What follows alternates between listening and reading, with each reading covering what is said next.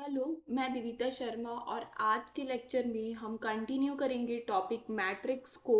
अभी तक हमने लेक्चर में हमने रैंक फाइंड करना सीख लिया है मैट्रिक्स का by using the minor, by reducing the matrix to the echelon form and reducing it to the normal form. And then उसके बाद नॉर्मल फॉर्म का भी एक और क्वेश्चन किया है, find non singular matrix such that PAQ is a normal form। तो हमको P and Q non singular matrix find करनी होती है जिसमें हमको नॉर्मल फॉर्म मिलेगा एज अ जब हम उसको मल्टीप्लाई करेंगे PAQ। ठीक है, तो वो सारे का हमने लेक्चर्स कवर कर लिए हैं। आपको प्लेन लिस्ट इंजीनियरिंग मैथमेटिक्स में जाके ये सारे लेक्चर एक साथ मिल जाएंगे, आप उसको चेकआउट कर सकते हैं, लिंक आई बटन डिस्क्रिप्शन बॉक्स में मिल जाएगी। अब आज के लेक्चर में हम क्या करने वाले हैं, हम यहाँ पे इनवर्स फाइंड करना सीखेंगे of matrix by using the Gauss Jordan form, या फिर आप इसको कह सकते हैं by applying the row transformation and column transformation. आप क्या करने वाले हैं, इनवर्स ऑफ अ मैट्रिक्स आप फाइंड करेंगे। तो जो भी आपके सिलेबस में वर्ड टर्मिनोलॉजी यूज हो रही हो आप उस चीज़ का यूज कर सकते हैं। अब आपके पास देखिए, कोई भी अगर ए मैट्रिक्स है, ए लेट्स से कि इट इज़ अ मैट्रिक्स, ठीक है, तो ये चीज़ आपको पता होगी कि इसके इन्वर्स को हम डिनोट करते हैं ए की पावर -1 से, इन्वर्स ऑफ मैट्रिक्स ए। ठीक है, अब ये इन्वर्स एग्जिस्ट करता है, एग्जिस्ट ओनली व्हेन ए जो मैट्रिक्स है इज नॉन सिंगुलर। ठीक है, दैट इज कि जो उसका डिटर्मिनेंट है वो कैसा होना चाहिए, नॉन ज़ीरो होना चाहिए। ठीक है, तो ये बात आपको याद रखनी है। ये हमेशा तभी होगा कि जो भी ए इनवर्स, आप जब भी इनवर्स निकालना चाह रहे हैं किसी भी मैट्रिक्स का, तो वो मैट्रिक्स कैसी होनी चाहिए, स्पेसिफिकली नॉन सिंगुलर मैट्रिक्स होनी चाहिए, तभी आप उसका इनवर्स फाइंड कर पाएंगे। पहली बात तो ये। ठीक है, अब इनवर्स फाइंड करने का ऑलरेडी आपने एक फॉर्मूला देखा होगा जो कि आपकी 11th-12th स्टैंडर्ड में होता है, det is one by determinant of A into the adjoint of A. एक मेथड तो ये है, बट क्या होता है, ये जो मेथड है वो सिर्फ और सिर्फ एप्लीकेबल कब होती है, व्हेन अ मैट्रिक्स की जो number of rose and number of columns है वो कुछ कम है, लाइक 3x2 है, 3x मैक्सिमम 4 है, या 2x2 है, एंड सो ऑन। तो अगर कुछ छोटे नंबर की ऑर्डर की क्या होती है अगर मैट्रिक्स होती है, तो आप इस फॉर्मूले को लगा सकते हैं जो कि आपने 11th-12th में पढ़ा था। बट इफ इन क्या हो कि अगर जो ऑर्डर ऑफ मैट्रिक्स है, ऑर्डर ऑफ ए जो मैट्रिक्स है वो हो जाए आपकी 10x11, अब इसमें एडजॉइंट फाइंड करना, क्योंकि आपके जो आपका फॉर्मूला उसमें एडजॉइंट की डिमांड है। अब इस ऑर्डर की मैट्रिक्स का एडजॉइंट फाइंड करना मतलब आपको कितने नंबर चाहिए, 110 नंबर्स। आपको यहाँ 110 एलिमेंट्स इसके अंदर होंगे, एंट्रीज 110 होगी, और इन सभी का आपको क्या फाइंड करना होगा, कोफैक्टर फाइंड करना होगा, एंड देन उससे आपको एडजॉइंट मिलेगा। तो इतने सारे एलिमेंट को कोफैक्टर फाइंड करना, माइनर फाइंड करना, इट्स वेरी डिफिकल्ट, मतलब टाइम कंज्यूमिंग है। डिफिकल्ट तो ठीक है, बट टाइम कंज्यूमिंग बहुत ज़्यादा है। तो फिर उसमें हम कोई शॉर्टकट मेथड या कोई कम टाइम वाली मेथड का यूज़ करना चाहेंगे। ठीक है, और डिटर्मिनेंट भी इतने सारे इतने बड़े ऑर्डर की मैट्रिक्स का निकालना थोड़ा सा डिफिकल्ट हो जाता है ना। तो फिर हम कुछ क्या करेंगे, एक शॉर्टर मेथड लेके आएंगे, which is this Gauss Jordan method. अब ये मेथड बेसिकली है क्या, हम क्या करेंगे, मैट्रिक्स में रो ट्रांसफॉर्मेशन अप्लाई करेंगे और उसको रिड्यूस करेंगे टू द एशेलॉन फॉर्म।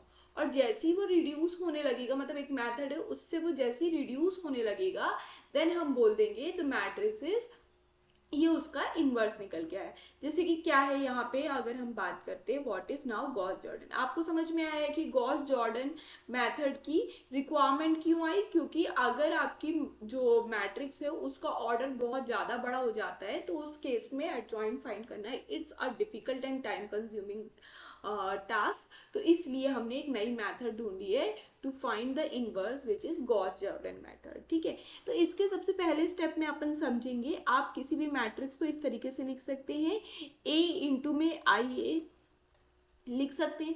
ठीक है, वेयर आई क्या है, आपका आइडेंटिटी मैट्रिक्स है ना। तो हम क्या करेंगे, यहाँ पे जो भी मैट्रिक्स दी होगी उसको हम यहाँ पे प्लेस करेंगे ए आई जे के साथ। आई जो भी order, the order of a matrix जो भी होगा उसी ऑर्डर का आप क्या करेंगे, यहाँ पे आइडेंटिटी मैट्रिक्स बना लेंगे। ये basically n cross n matrix होगा तभी एप्लीकेबल है ये मेथड। तो यहाँ पे n क्रॉस n मैट्रिक्स है आपके पास, तो आप n क्रॉस n का क्या करेंगे, यहाँ आइडेंटिटी मैट्रिक्स बनाएंगे एंड देन इस a को एज इट इज लिखेंगे। ठीक है, नाउ हम क्या करेंगे, रिड्यूस करेंगे, रिड्यूस दिस LHS साइड वाला जो मैट्रिक्स है टू आइडेंटिटी मैट्रिक्स। अब हम क्या करेंगे, इस मैट्रिक्स को आइडेंटिटी मैट्रिक्स तक रिड्यूस करेंगे। किस मैट्रिक्स को आइडेंटिटी मैट्रिक्स तक रिड्यूस करना है, यहाँ जो मैट्रिक्स लिखी होगी उसको आपको इस तरीके से रिड्यूस करना है कि वो आइडेंटिटी मैट्रिक्स बन जाए। ठीक है, और जब भी आप जो भी यहाँ पे ट्रांसफॉर्मेशन अप्लाई करेंगे to make this matrix identity matrix, वही सेम ट्रांसफॉर्मेशन आप इस आइडेंटिटी मैट्रिक्स पे जो ऑलरेडी आइडेंटिटी मैट्रिक्स है इन अ राइट हैंड साइड, आप उसमें भी अप्लाई करते जाएंगे। तो जब आप यहाँ फाइनली रिड्यूस कर चुके होंगे इस मैट्रिक्स को, तो यू विल ऑब्टेन, ये जो लेफ्ट हैंड साइड है इसमें आपको कुछ आइडेंटिटी मैट्रिक्स जैसा दिखने लगेगा। ठीक है, तो कुछ इस तरीके से आपको n क्रॉस n की आइडेंटिटी मैट्रिक्स दिखेगी। क्यों दिखने लगेगी, क्योंकि आपने उसको रिड्यूस कर दिया है। अब जब आपने रिड्यूस किया तो ये जो राइट हैंड साइड में आइडेंटिटी मैट्रिक्स थी इसमें भी आपने सेम ट्रांसफॉर्मेशन अप्लाई किया, तो ये कोई नॉट इक्वल टू आइडेंटिटी की एक नई मैट्रिक्स बन जाएगी। लेट्स से बी मैट्रिक्स बन गई और ये ए तो लिखा ही आ रहा है। अब किसी भी दो मैट्रिक्स का मल्टीप्लाई जब आइडेंटिटी मैट्रिक्स होता है तो by the definition of inverse this implies B is an inverse of A. इसका मतलब है ये जो मैट्रिक्स नई ऑब्टेन हुई है ये मैट्रिक्स कुछ और नहीं, एक तरीके का इनवर्स है इस ए मैट्रिक्स का, क्योंकि इन दोनों का मल्टीप्लिकेशन आपको क्या दे रहा है, आइडेंटिटी मैट्रिक्स दे रहा है। तो ये इनवर्स का डेफिनेशन होता है कि कभी भी कोई दो एलिमेंट का ऑपरेशन करें और आइडेंटिटी एलिमेंट आ जाए, इसका मतलब उस ऑपरेशन के रिस्पेक्ट में वो दोनों एलिमेंट एक दूसरे के क्या है, इनवर्स है। तो इस कारण से हमको यहाँ पे जो इनवर्स फाइंड करना होता है वो इजीली फाइंड हो जाता है। तो ये एक मेथड है। इसको करने के लिए हम यहाँ पे एक क्वेश्चन डिस्कस करते हैं जिससे आपको क्लैरिटी भी आ जाएगी और सब कुछ समझ में आ जाएगा। तो सॉल्यूशन में हम सबसे पहले क्या करेंगे, हमको मेथड तो यही लगानी है, गॉस जॉर्डन मेथड लगानी है, A is equal to I A method लगानी है, बट हम इसके रिप्रेजेंटेशन किस तरीके से करेंगे। देखो यहाँ पे 1 2 3 आ गया, 0 2 3 आ गया, 1 3 2 आ गया। ठीक है, यहाँ पे आइडेंटिटी मैट्रिक्स होनी चाहिए 1 0 0 0 1 0 0 0 1। क्यों हमने 3 क्रॉस 3 के लिए, क्योंकि जो हमारा मैट्रिक्स है given matrix it is of order 3 cross 3, therefore हमने यहाँ पे आइडेंटिटी मैट्रिक्स 3 क्रॉस 3 के लिए इस ए को एज इट इज रहने देंगे। ठीक है, अब इस ए को एज इट इज हमने रहने दिया। अब इसको लिखने का हम तरीका क्या कर लेते हैं जिससे कि ना कैलकुलेशन करना इजी हो जाता है, तो हम इस तरीके से इसका रिप्रेजेंटेशन कर लेंगे। यहाँ पे ये मैट्रिक्स लिखेंगे, फिर इसको डॉटेड लाइन से बाइफरकेट करेंगे, फिर यहाँ पे क्या करेंगे, आइडेंटिटी मैट्रिक्स लिख लेंगे। आप चाहें इस तरीके से नहीं लिखना हो तो आप डायरेक्ट इस पे ट्रांसफॉर्मेशन अप्लाई कर सकते हैं, बट इस तरीके से लिखने से क्या होता है, ट्रांसफॉर्मेशन अप्लाई करने में इजी हो जाता है। अब हमने यहाँ तक ये रिप्रेजेंटेशन तक का काम कर लिया। ठीक है, अब ये रिप्रेजेंटेशन के काम के बाद हमको क्या करना है, इस पूरी मैट्रिक्स को जो इधर साइड में लिखी है which is this A matrix और ये आइडेंटिटी मैट्रिक्स, तो जो left hand side of this dotted line लिखी हुई है इस मैट्रिक्स को हमको आइडेंटिटी मैट्रिक्स बनाना है। आइडेंटिटी मैट्रिक्स बनाने के लिए हमको 1 पे ध्यान नहीं देना, 1 हम सबसे लास्ट में करेंगे। सबसे पहले हमको किसको ध्यान देना है, 0 को ध्यान देना है। तो सेम मेथड जो नॉर्मल फॉर्म बनाने के लिए हमने ऑप्ट की थी वही मेथड को ऑप्ट करेंगे। कॉलम फर्स्ट कॉलम के सबसे लास्ट एलिमेंट को सबसे पहले 0 करेंगे, फिर उसके बाद उससे ऊपर वाले एलिमेंट को 0 करेंगे। तो जो फर्स्ट कॉलम है उसमें डाउन टू अप जितने एलिमेंट्स हैं उन सब को हम ज़ीरो करेंगे। ठीक है, सबसे पहला टास्क हमारा यही रहेगा और यही हमको करना है। तो इसको करने के लिए R3 में हम चेंज ले आते हैं, R3 माइनस क्या कर लेते हैं, R1 कर लेते हैं हम। ठीक है, अब R2 तो ऑलरेडी क्या है, इसका एलिमेंट ऑलरेडी जीरो है, तो इसको जीरो करने की जरूरत है नहीं। अब ये ट्रांसफॉर्मेशन अप्लाई करेंगे तो 1 2 3 हो जाएगा, यहाँ 1 0 0 हो जाएगा। फिर यहाँ पे हम सेकंड रो में कोई चेंज नहीं ला रहे हैं तो 0 2 3 हो जाएगा, 0 1 0 हो जाएगा यहाँ पे। देन इसके बाद लास्ट वाली रो में हम चेंज ला रहे हैं तो यहाँ पे ये 0 हो जाएगा। देन R3 माइनस R1 करेंगे तो यहाँ 1 हो जाएगा, R3 माइनस R1 करेंगे तो माइनस 1 हो जाएगा। यहाँ R3 माइनस R1 करेंगे तो यहाँ पे माइनस 1 हो जाएगा, ये 0 हो जाएगा, ये 1 हो जाएगा। इस तरीके से ये मैट्रिक्स अभी वन टाइम रिड्यूस हो गए।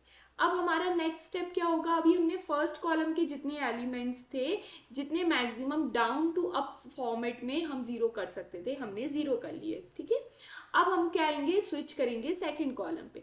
जब हम सेकंड कॉलम पे स्विच करेंगे तो भी हमको डाउन टू अप मेथड को ही फॉलो करना है।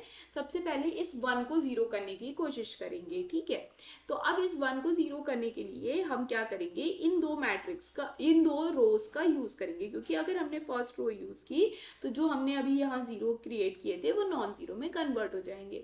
बट याद रखिएगा, आपने कहीं बीच में कहीं जीरो क्रिएट किया है या कुछ किया है तो फिर दिक्कत वाली बात है, कभी वो नॉन जीरो होगा, जीरो होगा, और कभी आप सही मोड पे पहुंच पाओगे, कभी नहीं पहुंच पाओगे, बहुत ग्लिचेस आते हैं। तो अगर आप ये left to right down to up method को फॉलो करोगे तो आप कभी भी अटकोगे नहीं, और इस मेथड के दौरान जो आपने यहाँ पे जीरो किए इसको नॉन जीरो नहीं करना है आपको। ठीक है, तो अब 1 को जीरो करना है हमको, तो हम R3 में चेंज लेके आएंगे, R3 2R3 माइनस में क्या कर देंगे, R2 कर देंगे। ठीक है, तो यहाँ पे फर्स्ट रो में हमने कोई चेंज नहीं लेके आया है तो फर्स्ट रो को हमने एज इट इज लिखा है। सेकंड रो में भी हम कोई चेंज नहीं लेके आ रहे हैं तो सेकंड रो को भी हमने क्या किया है, एज इट इज लिखा है। थर्ड रो में हम चेंज लेके आ रहे हैं, क्या कर रहे हैं हम, 2R3 माइनस R2 कर रहे हैं, तो ये तो जीरो ही रहेगा, यहाँ पे ये जीरो हो जाएगा। 2R3 माइनस में R2, तो यहाँ पे क्या हो जाएगा, -2 -5, मतलब यहाँ पे -5 आ जाएगा। एंड यहाँ पे 2R3 माइनस में, मतलब ये 2 हो जाएगा, 2R3 माइनस में R2 मतलब ये -1 हो जाएगा, 2R3 माइनस में तो ये 2 हो जाएगा। ठीक है, तो आपको इस तरीके से ये मैट्रिक्स देखने को मिल जाएगी। ठीक है, अब फर्दर आपको क्या करना है, अब आप की कोशिश क्या होनी चाहिए, आपकी कोशिश होनी चाहिए इस वाले एलिमेंट को जीरो करने की। ठीक है, बट जब आप इस एलिमेंट को जीरो करोगे तो देखो, थर्ड रो से कुछ भी माइनस कर लो जीरो नहीं होगा, फर्स्ट रो से जब भी आप कुछ माइनस करके इसको जीरो करने की कोशिश करोगे तो ये जो नॉन जीरोज हैं ये जीरो में, ये जीरोज हैं वो नॉन जीरो में कन्वर्ट होने लगेंगे। देयरफॉर अब रो ट्रांसफॉर्मेशन अप्लाई करके आप इस 2 को जीरो नहीं कर सकते।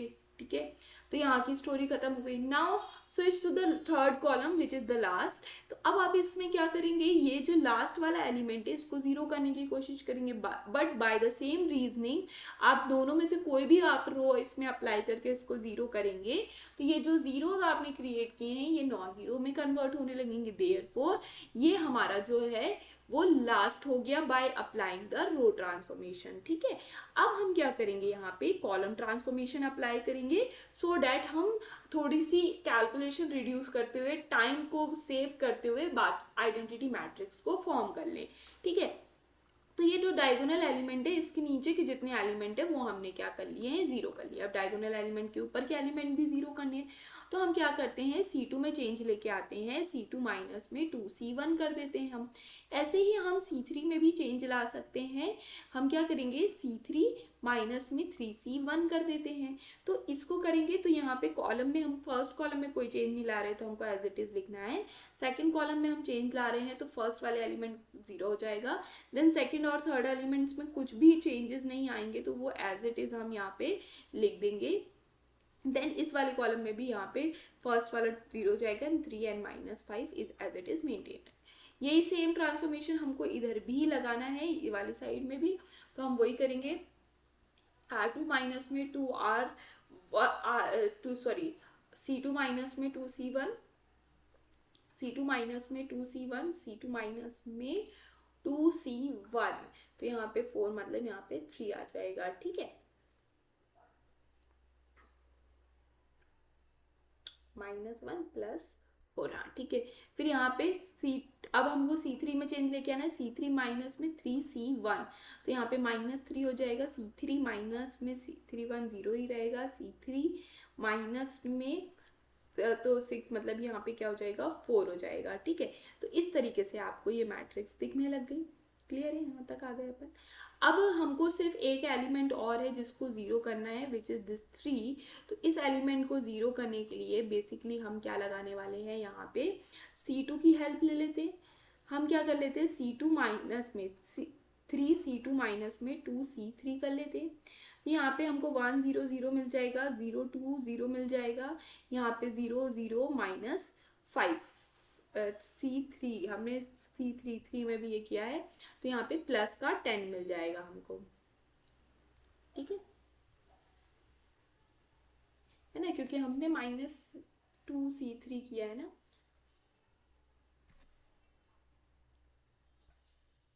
C2 ओहो सॉरी, ये हमने गलत लिख दिया, मतलब सही लिखा था, बस थोड़ा सा उसमें ये चीज़ चेंज कर लीजिए। हम C3 पे चेंज लाना चाह रहे हैं, एंड हम क्या करेंगे यहाँ पे C3 माइनस में 2C3 माइनस में 3C2 कर देते हैं, है ना। तो 3C2 करेंगे 2 माइनस में, तो ये आ जाएगा। तो हमने फर्स्ट दो कॉलम में कोई चेंज नहीं लाया, एज इट इज़ लिखेंगे। थर्ड कॉलम में हम चेंज लेके आ रहे हैं, किस तरीके से चेंज लेके आ रहे हैं, 2 × C3 और फिर C2 से माइनस कर, तो ऊपर वाला एलिमेंट 0 ही रहेगा, एंड देन ये वाला एलिमेंट क्या हो जाएगा आपका, यहाँ पे ये थर्ड कॉलम को हम फिर से लिख लेते हैं। तो यहाँ पे आएगा 0, एंड यहाँ पे 2C3 माइनस में ये क्या हो जाएगा 0 हो जाएगा, एंड यहाँ पे 2C3 मतलब माइनस में 10 यहाँ पे मेंटेन रहेगा। तो इस तरीके से ये आ जाएगा। अब इसके बाद बाइफरकेट करके हम क्या करेंगे, यही सेम ट्रांसफॉर्मेशन लास्ट वाले में भी अप्लाई करेंगे, मतलब जो आइडेंटिटी मैट्रिक्स है उसमें भी अप्लाई करेंगे। तो यहाँ पे फर्स्ट कॉलम में कोई चेंज नहीं है, एज इट इज़ लिखेंगे। सेकेंड कॉलम में कोई चेंज नहीं है, एज इट इज़ लिखेंगे। थर्ड कॉलम के लिए हमको क्या करना है, 2 × C3 मतलब -6 -6 तो ये क्या हो जाएगा 0 हो जाएगा, ठीक है ना। फिर इसके बाद क्या होगा, यहाँ पे 2, तो यहाँ में -3 आ जाएगा। फिर इसके बाद यहाँ पे क्या होने वाला है हमारा, 2C3 मतलब 8 माइनस में 9 करेंगे तो माइनस का 1 हमको मिल जाएगा। तो इस तरीके से आपको ये पूरी चीज़ देखने को मिल जाएगी, ठीक है।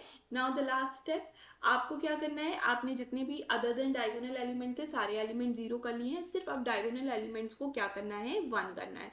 तो देखिए यहाँ पे फर्स्ट वाला ऑलरेडी 1 है, तो कोई दिक्कत की बात नहीं है। सेकेंड रो में हम क्या कर लेते हैं, यहाँ पे 1/2 R2 कर लेते हैं, एंड थर्ड रो में भी हम क्या कर लेते हैं, -1/10 R3 कर लेते हैं, जिससे कि हमारा क्या हो जाएगा, आइडेंटिटी मैट्रिक्स फॉर्म हो जाएगी, ठीक है। तो इधर साइड तो आइडेंटिटी मैट्रिक्स फॉर्म हो गई है। अब इधर वाली साइड में भी सेम ट्रांसफॉर्मेशन अप्लाई करेंगे। तो फर्स्ट रो में हमने कोई चेंज नहीं किया है, सेकंड रो में हम 1/2 कर रहे हैं, तो यहाँ पे भी 1/2 हो जाएगा, यहाँ -3/2 हो जाएगा। यहाँ पे हम -1/10 कर रहे हैं, तो ये तो 0 ही रहेगा, बट यहाँ पे -3/10 हो जाएगा, एंड देन यहाँ पे भी क्या हो जाएगा 1/10 हो जाएगा। तो इस तरीके से ये मैट्रिक्स देखने को मिली।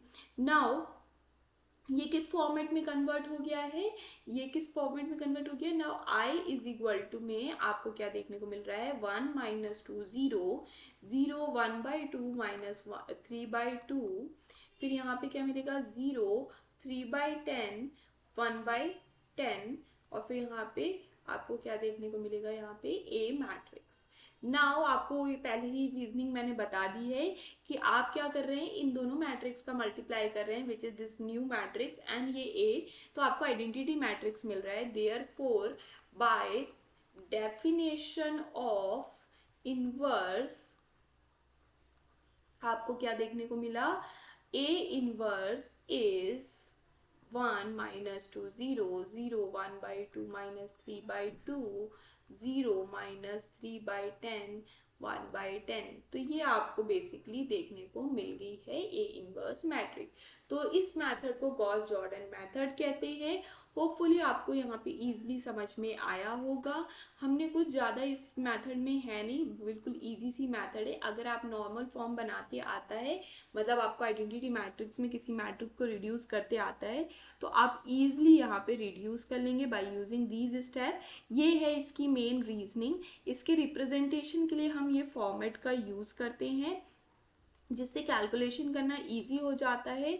याद रखिएगा किस फॉर्मेट का, आप यहाँ पे किस मेथड का यूज़ करने वाले हैं। यहाँ पे लेफ्ट से राइट मूव करना है, मतलब कॉलम लेफ्ट वाले से स्टार्ट करके राइट कॉलम तक जाना है, एंड डाउन टू अप जाते हुए हमको जीरो करना है हर कॉलम में बारी बारी, ठीक है। अब यहाँ पे भी उन्हीं मैट्रिक्स का यहाँ पे आप इन्वर्स निकाल पाएंगे which are non singular matrix, otherwise ये आइडेंटिटी मैट्रिक्स फॉर्म नहीं होगी, ठीक है। तो इस बात का ध्यान रखेंगे और इस तरीके से ए इनवर्स मैट्रिक्स निकाल लेंगे by using the row transformation and column transformation. तो होपफुली आपको यह इनवर्स फाइंड करते आ गया होगा और आप कर पाएंगे। तो थैंक यू फॉर वॉचिंग। अगर आपको मेरा पढ़ाया हुआ समझ में आ रहा है तो आप चैनल को सब्सक्राइब कर लीजिए, बेल आइकन को जरूर प्रेस कीजिएगा, जिससे आपको नोटिफिकेशन मिलता रहेगा। एंड चैनल को सब्सक्राइब करके अपने फ्रेंड्स के साथ भी शेयर कीजिए, ताकि उनके डाउट्स भी क्लियर हो सके और वो भी अच्छा स्कोर कर सके। तो थैंक यू फॉर